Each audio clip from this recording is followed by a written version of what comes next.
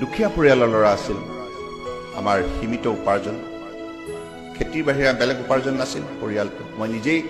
শাক পাচলি বিক্ৰী কৰিবলৈ গৈছিল 3 কিলোমিটাৰ দিনজান বজাৰত এতিয়াও মানুহ বহুত জীয়াই আছে 3 কিলোমিটাৰ পাত্ৰৰ গ্ৰেভেল ৰোডত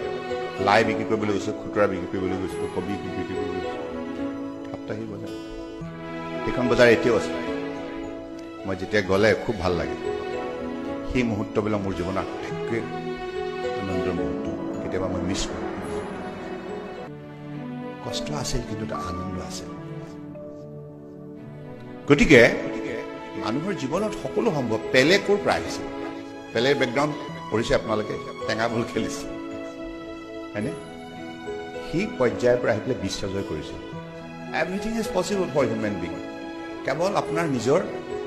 সিদ্ধান্ত লাগিব একাগ্ৰতা লাগিব নিষ্ঠা লাগিব সততা লাগিব গতিকে সেইখিনি শক্তি ভগৱানে দি পঠিয়াইছে কেৱল আপুনি তাক প্ৰয়োগ কৰিব নে নাই সিদ্ধান্ত আপুনি ল'ব আপুনি কোনটো পথ জীয়াই থকাৰ বাবে নিৰ্বাচিত কৰিব ভাল পথ ল'ব নে বেয়া পথ ল'ব সেইটো সিদ্ধান্ত লোৱাৰ দায়িত্ব আপোনাৰ